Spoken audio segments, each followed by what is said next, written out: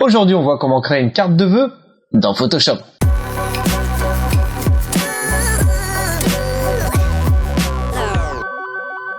Bonne année à tous, ici Alexandre de Vries, vous pouvez me retrouver sur le blog laretouchephoto.com. On voit ensemble comment retoucher nos photos simplement et en s'amusant.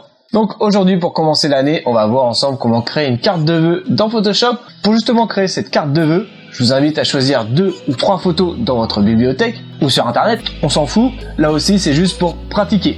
Et quand vous êtes prêts, on y va, c'est parti. On voit ça tout de suite dans Photoshop. Donc, j'ouvre mon Photoshop. Donc ce qu'on va faire, on va tout de suite commencer donc par créer notre document avant d'apporter nos photos. Donc je me rends dans Fichier, Nouveau, et je vais tout simplement commencer par donner un titre. Comment créer une carte de vœux dans Photoshop. On va prendre un format A4, surtout une résolution plutôt correcte à 300 dpi. Très important si vous voulez garder donc de la définition sur vos photos. On va éviter de se mettre en niveau de gris, mais plutôt en RGB, donc rouge, vert, bleu.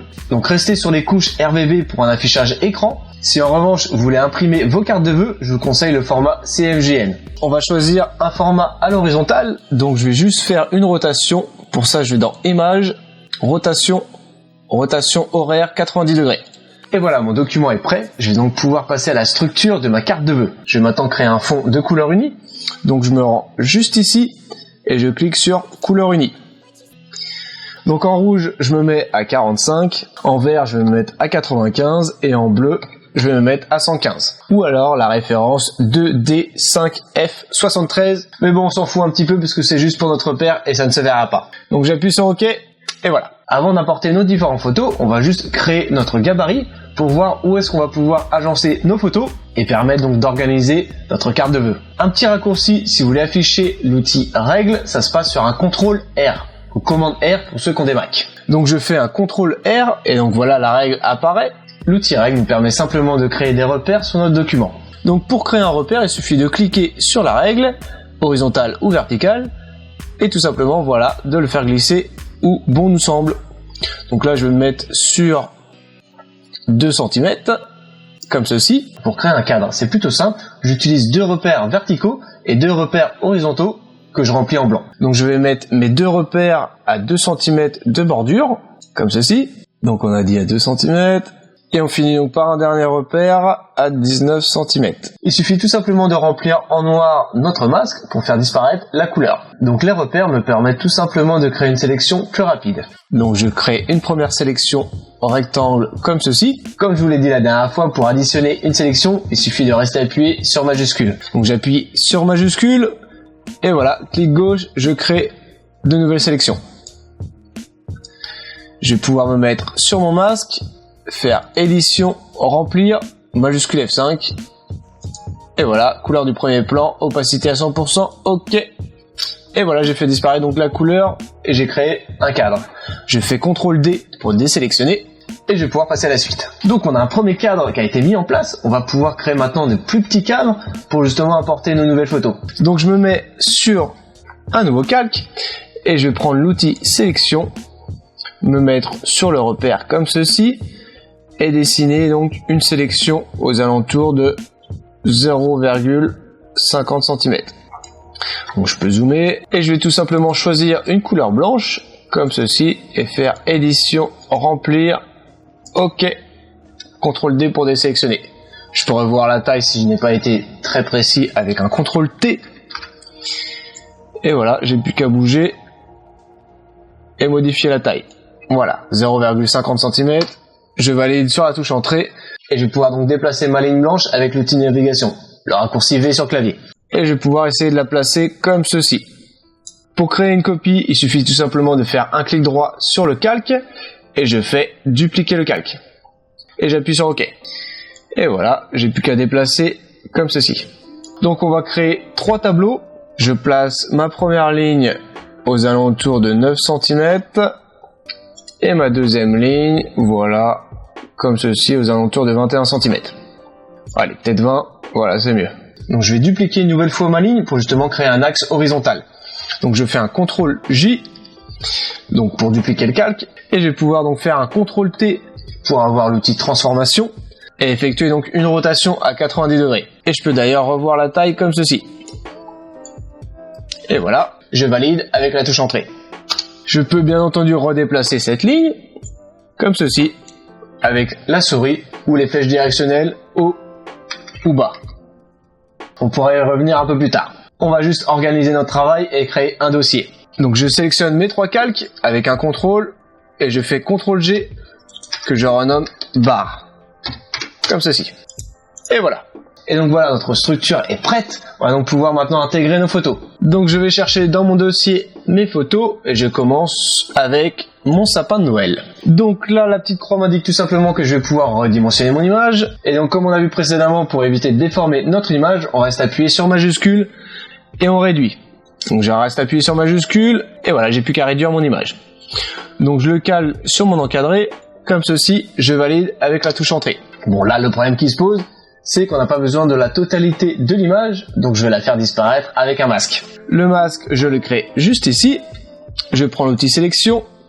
Je peux même faire disparaître mon calque avec l'œil juste ici, retrouver le repère, et je fais un rectangle comme ceci, et je m'arrête sur la première ligne blanche. Je réactive mon calque, je me mets sur mon masque, et je remplis en noir avec édition, remplir, couleur du premier plan, OK, CTRL D pour désélectionner.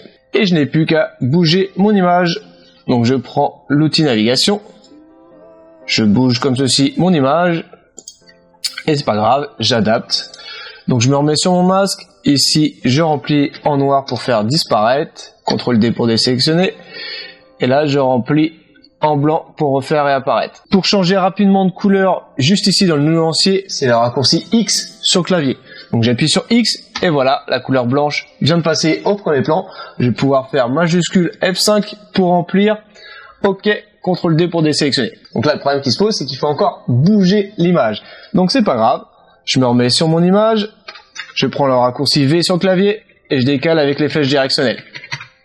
Comme ceci. Je vais pouvoir reprendre mon outil navigation, reprendre mon noir, me mettre sur mon masque, et j'ai plus qu'à remplir comme ceci, CTRL D pour désélectionner, je fais X pour récupérer le blanc, et voilà, je remplis pour faire réapparaître, CTRL D pour désélectionner, et je pense qu'on est plutôt pas mal.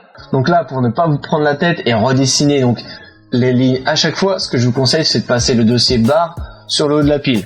Donc je le glisse comme ceci, et voilà, on récupère donc la largeur de nos lignes. Je vais donc pouvoir passer à la suite et intégrer ma deuxième photo. Je la glisse et je la dépose dans Photoshop. Pareil, on vient réduire en restant appuyé sur la touche majuscule. Et voilà, on évite de déformer notre image. Et je vais simplement la placer comme ceci sur le haut de mon image. Je la valide avec la touche entrée, comme ceci. Je la glisse juste en dessous du dossier barre pour refaire apparaître donc mes lignes blanches. Et voilà. Je vais donc pouvoir intégrer ma troisième photo. Je la glisse et je la dépose dans Photoshop. Pareil, pas de surprise, on voit la taille avec majuscule. Et donc on n'a plus qu'à l'ajuster. Voilà. Et on la déplace comme on souhaite. On valide avec la touche entrée et on n'a plus qu'à créer notre masque. Et voilà. Comme ceci.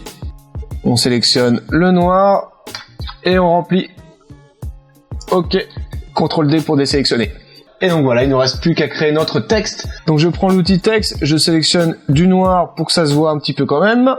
Et je vais tout simplement taper mon texte. À la ligne. On va peut-être mettre un majuscule. 2017. Je prends l'outil navigation pour sortir du mode texte. Et voilà, je cherche à le mettre au milieu de mon rectangle. Et donc voilà, le problème qui se pose, c'est que je n'aime pas cette couleur bleue, elle ne va pas avec l'ensemble des autres photos. Donc ce que je vais faire, c'est tout simplement le faire disparaître.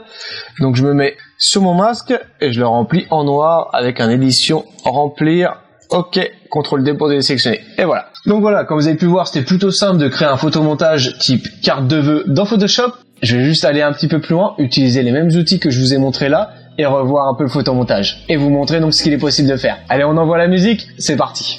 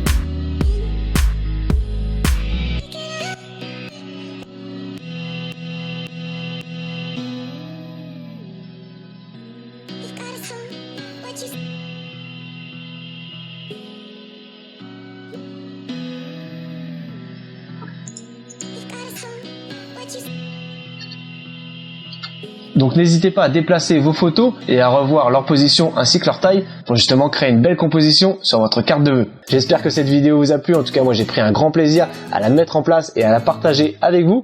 Donc j'espère que vous allez m'exploser juste en dessous la barre de like et que vous allez partager cette vidéo avec les intéressés.